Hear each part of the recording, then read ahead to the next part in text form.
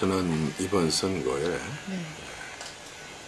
당선을 목표로 내려갔고 선거 기간 동안 1월 1일 날 새벽에 법안하고 예산안 통과시켜 놓고 오후에 내려가서 약 100여일 동안 이보다 더 할 수는 없을 만큼 저는 최선을 다했습니다. 제 온몸을 던졌고 온 지혜를 모았고 그리고 성심성의를 다해서 얘기한 설득을 했고 그래서 저는 선거운동 자체에 대해서 여한이 없고 그 다음에 또 선거를 대비해서 지난 4년 동안 비례대표 국회의원 하면서 호남 전체를 제 지역구로 생각을 하고 정말 원도 한도 없이 4차례의 예결위원과 2차례의 개수조정을 위원을 포함해서 제가 제 나름대로 호남을 위해서 최선을 다한 모습을 보였었기 때문에 제가 득표도 제가 얻을 수 있는 최고의 득표를 얻었습니다.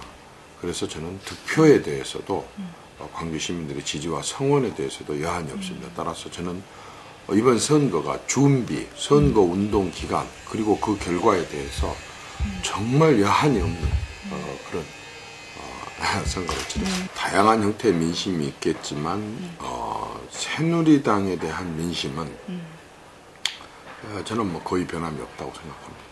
제가 느낀 현장의 냉랭함은 저는 한 2m 두께의 얼음이다 이렇게 표현을 했습니다. 아직도 녹으려면 몇 년이 걸릴지 모를 정도로 그렇게 두꺼운 얼음, 냉랭함을 느꼈습니다. 여전히 새누리당에 대한 거부 반응은 셉니다. 그러나 저는 95년도에 출마해서부터 엊그저께까지 그 얼음장이 한 자리에 서서 정말 제 입술로 그 차가운 얼음바닥에다 대고 불어서 저는 거의 한 이제 선거 초반에 1m 20, 선거 끝난 결과를 봤더니 거의 한 1m 80cm까지 정도는 제 입으로 불어서 그 얼음을 제 서 있는 자리만 구멍을 뚫었다.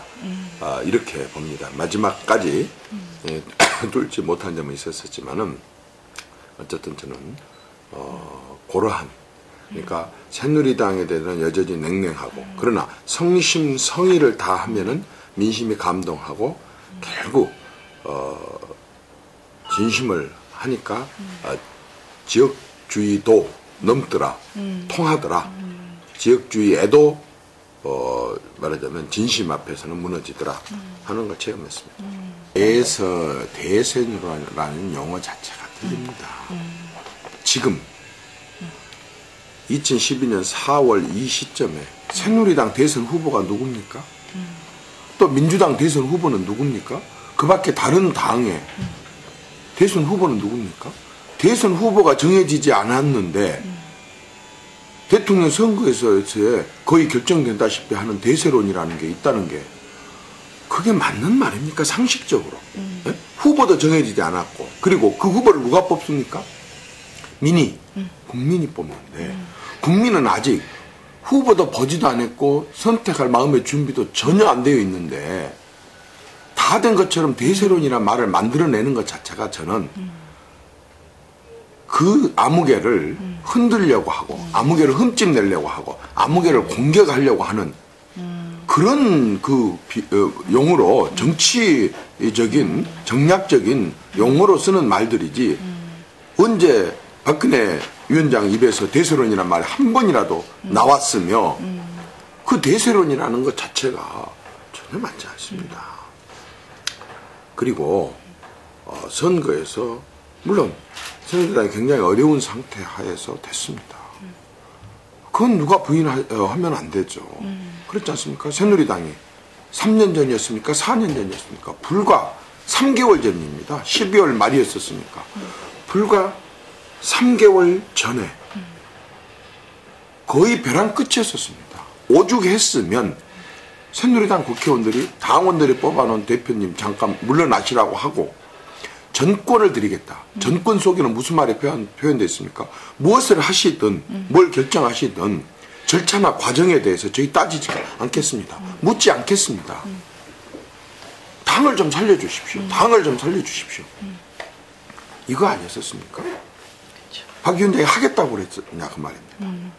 결국 소속 의원들이, 당원들이 그렇게 해달라고 부탁을 해서 정권을 줬고, 그 짧은 3, 4개월 동안에 비대위를 구성하고 또 공천심사위원회를 구성을 하고, 그리고 당의 정체성을 바꿀 정도로 당의 정강정책을 바꾸고, 그리고 당명을 바꾸고, 그리고 당을 이끌어갈 주요 인물들을, 의원들을, 물갈이 사람을 바꿨습니다. 3개월 동안에. 그렇게 하고 또 우리 이렇게 변하겠습니다 하고 하는 것을 국민들한테 신뢰를 주기 위해서 나름대로 국민들을 설득을 했고, 거기에 동조한, 거기에 공감한 국민들이 많은 지지와 성원을 해서 어쨌든 득표상으로 일단 여러 많은 의석을 확보를 했습니다. 저는 여기에서 저는 두 가지 교훈을 얻어야 된다고 생각합니다. 하나는 역시 진심으로, 정말 진정성 있게 진심으로 하면은 국민들도 감동한다.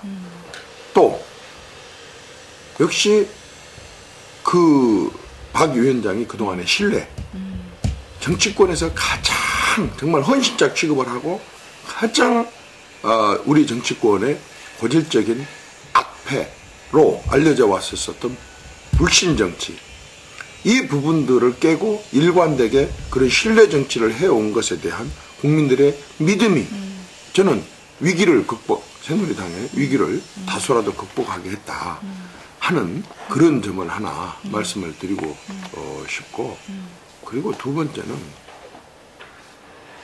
역시 헌신입니다. 하루에 4개씩 도를 넘나들면서 끝나고 나서 정말 몸이 아파서 누울 정도로, 손이 퉁퉁 부을 정도로 이렇게 헌신적으로 해온 그러한 리더의 모습, 이런 부분들이 국민들이 원하는 것이라고 한다면, 그리고 그 과정에 단순하게 헌신을 한 것이 아니라 아까처럼 그런 신뢰와 헌신 속에는 먹고 사는 문제 이외에 갖고 싸우지 않겠다. 먹고 사는 문제에, 국민들의 먹고 사는 문제에 집중하겠다. 민생에 올인하겠다 하는 그런 부분들에 대해서 국민들이 인정을 해준 것이기 때문에, 저는 총선이 끝나고 나서 대세론이다, 대통령 선거다, 후보다, 그리고 또 상대방에 대해서 금방 공격하고 욕하고 이런 게 이전에 지금 선거 때 그렇게 약속을 했고 국민들이 그렇게 믿어줬었던 민생 문제에 대해서 발도해야 된다고 봅니다. 그건 당 내외, 이 당이든 저 당이든 또 새누리당 내에 어떤 누구든 민생 문제를 갖고 얘기를 하라 그 말입니다.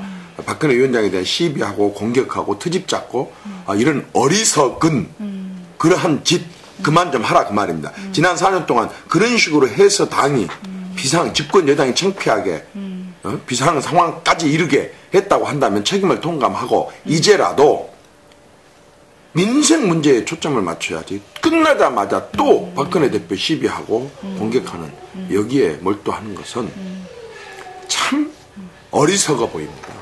저는 그런 평가를 하는 사람들이 좀 더 깊이 있게 평가를 하느냐 이렇게 보고 싶습니다. 언론이 표현했었죠. 박빙 지역이 많다고. 네네. 처음부터 박빙이었습니까? 사실은 작년 12월 이전에는 수도권은 거의 전멸 내지는 몰락, 모두가 다 새누리당 사람들은 위기의식에 빠져 있었었고 민주당 사람들은 기고만장했었습니다. 그렇지 않습니까? 그런데 그거 전부 박빙으로 이런 식으로 선거 결과가 나왔다고 하는 것은 불과 또 그것도 기간도 4개월입니다. 그 전에 4년 동안은 박근혜 대표는 대통령과 경선에서 경쟁했던 사람으로서 기왕이면 당선된 분이 마음 놓고 일할 수 있도록 자신은 조용히 있어주는 게 그분을 돕는다 그래서 4년 동안 사실 활동을 거의 자제를 하면서 조용히 있었었거든요.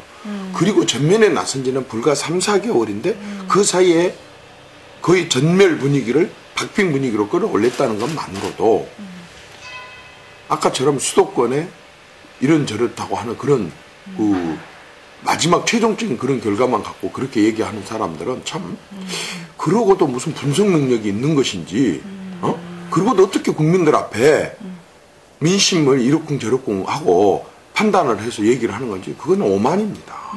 정확하게 보고 진단을 일단 정확하게 하고 그리고 나서 이런저런 평가를 해야지 그러지 않습니까? 결과적으로 의석을 못 얻었지만은 내용상으로 아까처럼 어차피 표차를 갖고 얘기를 한다고 한다면 그렇게 4개월 만에 전멸 분위기에서 박빙 분위기로 그렇게 끌어올린 그것에 대해서 평가를 안 한다고 애써 알면서도 눈을 감는다고 하는 것은 그건 아전인수죠. 저는 그런 얘기를 하는 사람들부터가 아직 네. 정신을 못 차렸다고 봅니다. 선거 기간 동안에 바로 그런 식으로 낙점, 그런 식으로 어떤 사전에 짜여지고 정해진 당대표, 원내대표 뽑는 선거 때문에 현직 국회의장이 물러나고 당이 그렇게 많은 위기에 처했었고 이렇게 했으면서도 아직도 정신 못 차리고 또 당대표 뽑기도 전에 당원들이 어떤 선택이나 이런 생각을 하기도 전에 벌써부터 방향 다 정해가지고 누가 해야 된다, 누가 해야 된다 이런 식의 사고방식을 갖는 건 도대체 아메바적인 그 두뇌도 아니고 어떻게 그렇게 금방 잊어버리고 말이요. 그렇지 않습니까? 그런 것 때문에 그렇게 곤욕을 치르고 4년 동안 실패를 해왔으면서 또 내정하고 또 정하고 이런 식으로 당대표를 뽑을 겁니까? 당심에 맡겨야죠. 당원들의 선택에 맡겨야지 왜 또 그걸 사전에 내정을 하려고 그러고 그렇게 조정을 하려고 그러고 그런 식의 어리석은 그런 방법을 또 왜 또 반복을 하려냐 그 말입니다. 그렇게 지난번 동안 4년 동안 내내 그렇게 내정하고 그렇게 조정하고 그렇게 해가지고 성공했습니까? 저는 그런 방법들은 저는 바람직하지 않다고 생각합니다. 왜 사전에 당원들은 가만히 있는데 누가 이런 사람 저런 사람으로 결정을 하고 한두 사람 인터뷰해갖고 말했다 그래서 마치 그게 전체 의견인 것처럼 그렇게 몰아가고 그런 식으로 왜곡하면은 안 된다고 봅니다. 그럼 어떤 방향으로 아까도 얘기했잖아요. 아니 지금 후보가 우선 나와야죠. 본인이 하겠다는 사람들이 나와야 되고 나온 사람 중에서 당원들이 고르고 당원들이 바보입니까? 다수의 당원들이 골랐다고 한다면 그게 당심이고 그게 민심인데 그렇게 해서 그 사람에게 맡겨서 이끌어 가야지. 당심과 민심과 거스리고 누구 주장과 누구 요구에 의해서 누구 조정에 의해서 지도부를 뽑습니까? 그럼 임명을 하지 뭐 때문에 돈 들여서 그런 생쇼를 합니까? 그래서 제가 그분들이 이미 그런 결정을 내리고 한 사람들에 대해서 제가 뭐라고 할 수는 없지만 저라면 그러겠습니다. 당을 너무 사랑하고 당이 좋아서 그 많은 정당 중에 새누리당을 선택했다고 한다면 자신으로 인해서 뭔가 당에 굉장히 누가 되고 있습니다. 자신이 금방 그것이 잘못됐다는 것을 바로 입증을 할 수 없습니다. 그래서 논란이 계속되고 당에 누가 끼쳐지게 된다고 한다면 저 같으면 자신이 있으면 머뭇거림 없이 일단 탈당을 먼저 자청해서 하겠습니다. 그리고 나가서 내가 이 부분을 깨끗이 정리하고 그리고 깨끗이 정리되면 저를 다시 받아들여 주십시오. 저는 이게 사내 대장부가 할 일이라고 생각합니다. 선택이라고 생각합니다. 저 같으면 그랬겠습니다. 내가 사랑하는 당이 나 때문에 굉장히 많은 피해를 입고 있는데 내가 거기에서 막 아둥바둥 붙어서 이렇게 한다는 건 맞지 않지 않습니까? 그래서 다 그럴 필요는 없습니다. 그러나 정말 내 자신이 당장에 이걸 깨끗하게 증명할 수 없고 시간이 필요하다고 한다고 그런다면 저 같으면 그렇게 하겠습니다.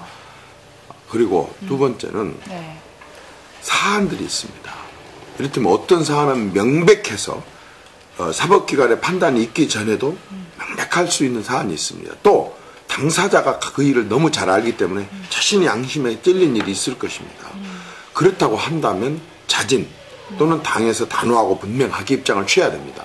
그러나 당에서 명백하지도 않는데 시끄러우니까 야당이 요구하니까 몰아내고 하는 것을 능사로 한다. 저는 그런 야당에게 묻고 싶습니다. 당신들이 집권하면 국민들한테도 그렇게 대할 것이냐. 국민들이 때로는 억울하게 몰릴 수도 있을 것이고 국민들이 또 오해를 받을 수도 있고 논란이 될 수도 있는데 그럴 때마다 전부 몰아내고 다 잘라내고 다 그렇게 하고 그리고 나중에 사법부 판단해서 아니다 그러면 아 미안하다 그러고 또 사과하고 받아들일 겁니까?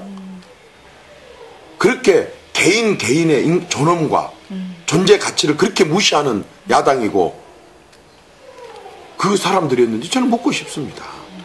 그 내용에 대해서 해명이 더 필요하거나 조사가 더 필요한 사항은 해명하고 조사한 뒤에 얼마든지 조치를 취하고 누가 봐도 명백하게 그런 사안이 그런 사법적인 판단이 나기 전에도 명백하다. 그럴 때는 또 그걸 명백하게 하는 사안에 따라서 그렇게 할 수 있는 것이다. 그 말입니다. 그래서 이런 부분들을 이제 선거 끝나고 해서 야당으로서는 저는 충분히 호재고 주장하고 할 만하다고 봅니다. 그러나 어느 집단이든지 새누리당도 마찬가지고 어느 집단이든지 그런 문제를 다룸에 있어서는 제일 중시 여겨야 될 게 개인의 존엄과 가치, 이 부분들에 대해서 손상함이 없는지, 혹시 인기 영합이나 말하자면 예수를 십자가에 달아라 라고 하는 그러한 것에 굴복한 그러한 왕이 돼서는 어떤 누구도, 그건 뭐 민주당이 집권을 해서도 마찬가지고 민주당도 마찬가지고 저는 그렇다고 봅니다. 명백한 경우, 다 드러나고 명백한 경우에는 당연히 그렇게 해야죠. 그렇지만 논란이 있는 경우는 그 논란에 대해서 억울한 사람이 없도록 하는 것, 그게 저는 인권이고 민주고 그게 법치라고 봅니다. 네. 두 가지로 얘기를 하고 싶습니다. 먼저 새누리당과 새누리당 정권이 호남에 대해서 소홀한 것 사실입니다. 특히 현 정부에서 호남 인사들에 대해서 홀대하고 소외하고 그리고 섭섭한 감정이 들 정도로 배려하지 않는 것에 대해서 저는 엄연히 존재하는 사실이고 그러한 부분들이 호남의 정서를 계속 유지하게 만든 요인이다라고 분명하게 지적하고 싶습니다. 정말 저는 인사 문제에 관한 하는 호남에 대해서 제발 좀 정권이 정말 눈을 크게 뜨고 화합이나 통합을 위해서도 정말 통크게 탕평을, 인사 탕평책을 펼쳐야 한다. 절대 부족했다. 그래서 호남 사람들이 섭섭해한다. 단언하게, 단언코 얘기합니다. 그리고 당 입장에서는 이게 악순환이 계속되고 있습니다. 악순환이. 과거부터 시작해서 우선 호남에 대해서 전반적으로 새누리당 정권이 지금 말고 그 전부터 계속 잘못해왔기 때문에 새누리당과 새누리당 정권, 지금 그리고 과거 통틀어서 호남에 대해서 잘못해왔기 때문에 호남 사람들이 표를 새누리당에 안 주고 표를 안 주니까 좋은 후보들이 안 나가고 좋은 후보가 없으니까 또 안 찍어주고 안 찍어주니까 또다시 도런 후보가 안 나가고 이런 악순환이 계속되고 있습니다. 그래서 지금은 어떻게 해야 되냐 그러면 이걸 선순환으로 바꿔야 됩니다. 새누리당과 새누리당 정권이 호남에 대해서 각별하게 관심을 가져야 되고 그렇게 하게 되면은 광주 시민들은 또 전하 정운천 전 장관에게처럼 이렇게 표를 주게 되고 표를 주게 되면 좋은 후보들이 나오게 되고 좋은 후보가 나오게 되면 또 계속해서 표를 더 주게 될 것이다. 그런 악순환을 선순환으로 바꿔야 한다. 정치를 당초부터 오래 할 생각이 없었습니다. 저는 2번 정도 국회의원을 했으면 좋겠다는 생각을 가졌었고 첫 번째 초선 비례대표로서 예산 확보에 그 정도로 혼신을 다했다고 한다면 재선 지역구 국회의원으로서 저는 호남의 예산뿐만 아니라 호남의 인재를 지키고 그리고 호남을 지키는 그러한 역할들을 하고 싶었었습니다. 그리고 그것을 4년 동안에 더 이상 나는 국회의원을 할 기회가 없다, 안 한다 라는 심정을 가지고 정말 남은 땀 한 방울까지도 다 쏟아 부어가면서 혼신의 노력을 다해서 4년 동안 호남을 위해서 일을 하고 그리고 저는 깨끗이 정계를 은퇴할 그런 마음을 가졌었습니다. 따라서 지금 제가 20대 때 떨어진 마당에 지금 20대 때 다시 광주에서 국회의원 출마한다 안 한다 이런 생각을 아직은 해본 적이 없습니다. 그것은 제가 너무 고향인 호남을 사랑하기 때문에 그렇습니다. 첫째, 나는 호남의 탯줄을 묻은 전형적인 호남 출신이고 두 번째는 누구보다도 나는 호남의 정서와 호남을 잘 알고 세 번째는 나는 비례대표 국회의원을 하면서 호남을 위해서 많은 일을 해왔고 그리고 나는 호남을 위해서 해야 될 일들을 알고 있고 또 호남을 위해서 일할 능력이 있고 또 하겠다는 의지까지 있습니다.